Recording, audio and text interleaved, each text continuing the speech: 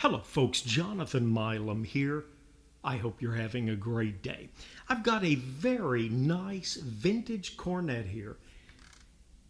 It is the Olds recording. You might have seen me just on a video a couple of days ago, it seems like, probably about 8 or 9 days ago, perhaps. But I showed you this. It had just walked up to my front door and said it needed a home. With the help of UPS, of course. Really a marvelous horn. They call the bell Re-O-Loy, but as the horn trader, magnificent player and a very knowledgeable man about brass instruments, he says it's essentially a bronze. You've also got the bronze lead pipe here, which curls all the way down almost to the entry on the first valve, and it is a unique wrap. I think this is the third or fourth Olds Recording Cornet that I've had. And to be honest with you, I'm a lead pipe swab guy. When I'm ready to clean my horn, I leave the tuning slide in and then I turn it around, run the lead pipe swab through the tuning slide, out through the lead pipe. And it always bothered me that I was not able to clean this way. But recently we've gone to the little foam piece with alcohol on it, and we're going to try and see if we can live with this. Marvelous tone to this. Really, I've always liked them. Of course, you've got the offset second valve, one of the more defining characteristics.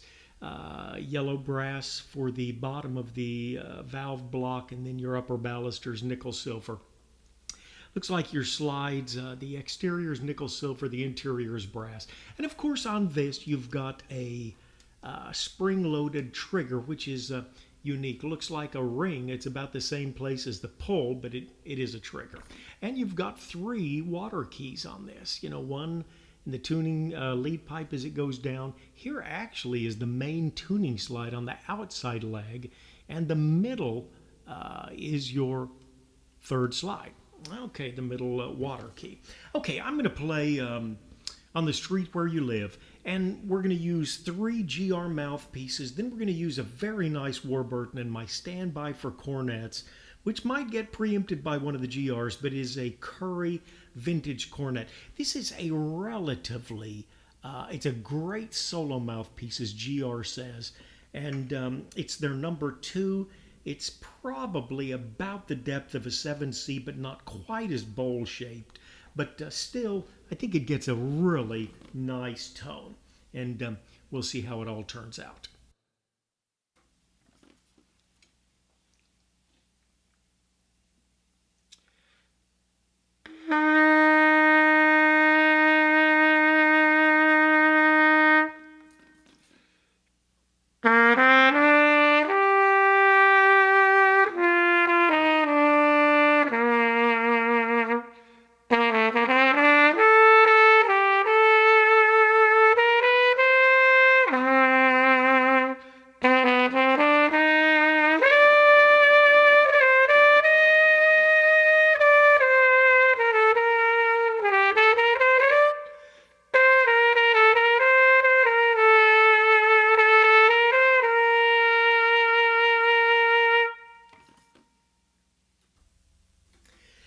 That might not be the most cornety of sounds, but it's a very workable mouthpiece.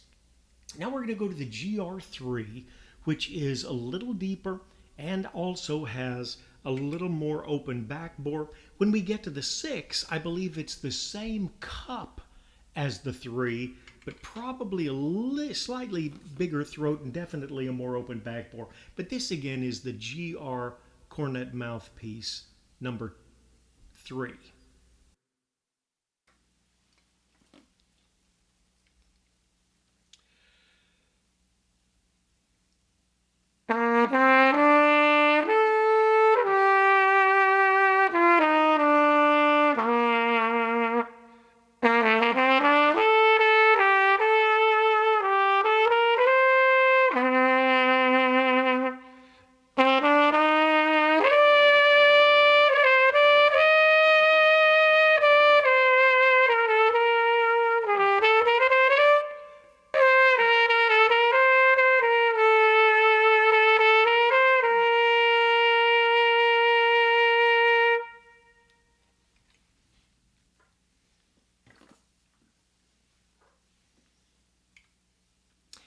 Okay, we'll go straight to the GR6 mouthpiece, and we'll just fiddle around with the lower range a little bit to give you an idea. Very full sounding mouthpiece, but still easy to work in the upper register as well. So this is the GR6 Cornet mouthpiece.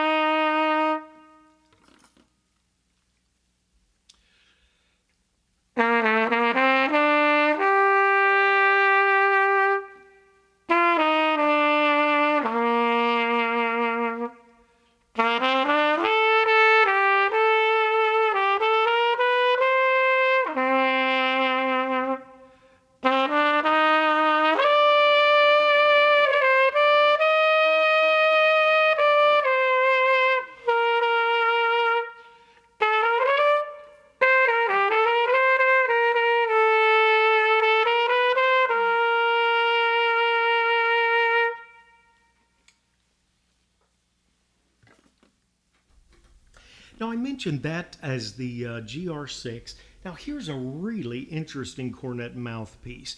It is the Warburton 6 MBC is what they call it. Quite a deep cup, but it still has the 27 drill hole. So, although it's deep, it's more manageable than you would think.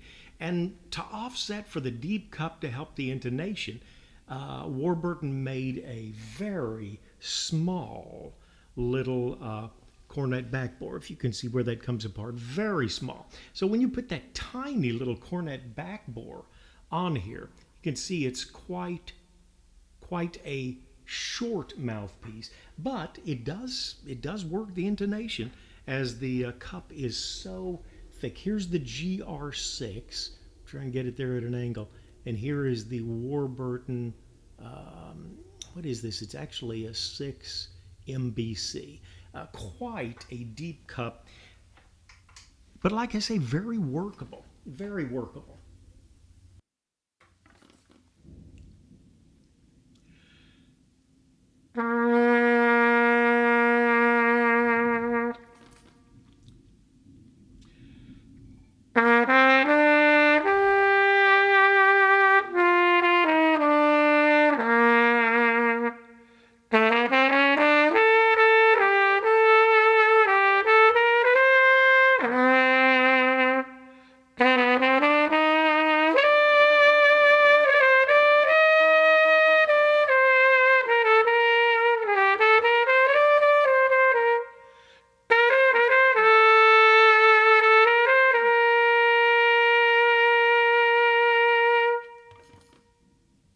And real quickly, we'll go back to that GR6.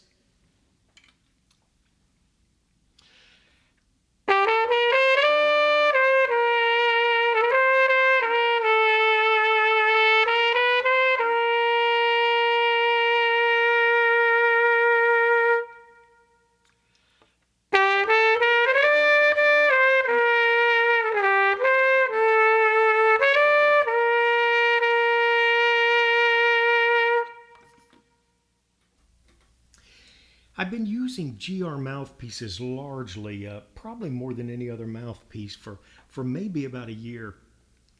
And the 6, to me, it gives a very full sound, gives a nice darkish cornet sound, but I can still sense just a little bit of bite, so you can tell it's a brass instrument that you're working with underneath. I really am impressed with GR and what all they put out. Okay, this is a standby. I've used this for several years. It is the Curry VC. It's a vintage cornet. It's quite a deep cup and a large drill. I think it's a little bigger than 19 because I've got a mouthpiece drill gauge, and it swallows up the 19 part. So it might be a 17 or 18. I thought it was supposed to be about a 19. The way the cup is, it just yields a somewhat breathy tone. And I like a sharp, piercing tone, believe it or not. I have to watch that I don't overforce and try and get this to sound sharp. But when you lay back on it a little bit, nice, breathy, relaxed tone. Hope you could enjoy it with this wonderful 1956 Olds recording and the Curry Vintage Cornet mouthpiece.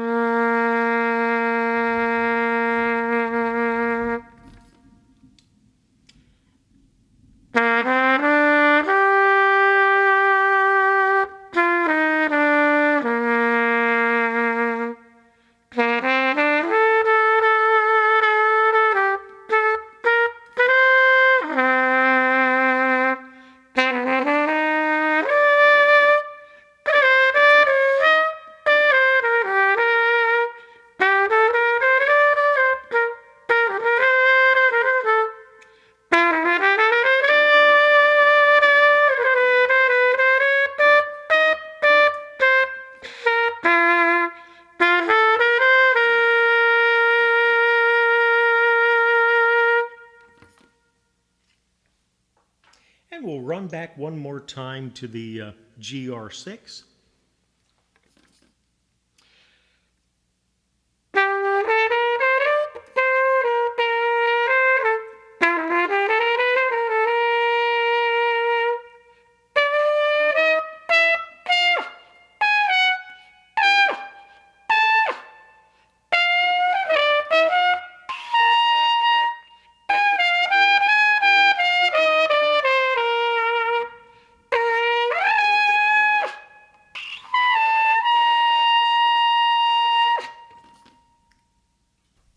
Oops, that's what you call mutiny on the high seas.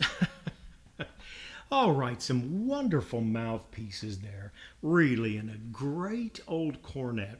And this one, as I mentioned, it's from '56. I got it in, and I knew from the pictures, and it came from a major music store, so we're talking one of the big chains. But I knew it was in fairly rough condition. And I've got a bore scope, and so I was doing a little, trying to get the valves so that they were aligned properly. If you can see, the middle one has got a piece of felt up under the finger button because it was going too far down.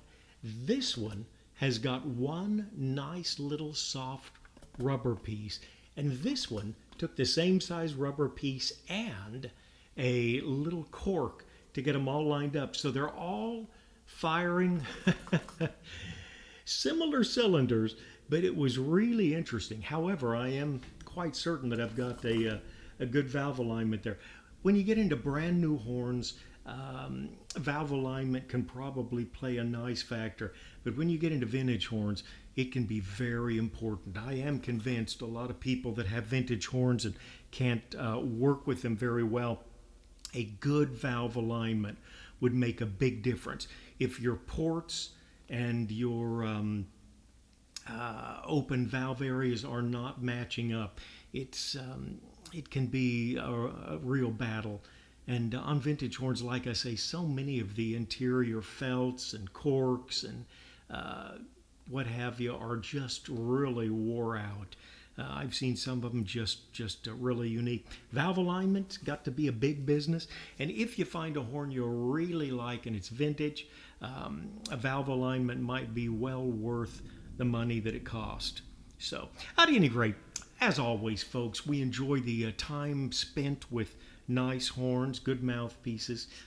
I'm still wincing from my shoddiness with the high C there. I shouldn't have tried that after I went through so many mouthpieces at once.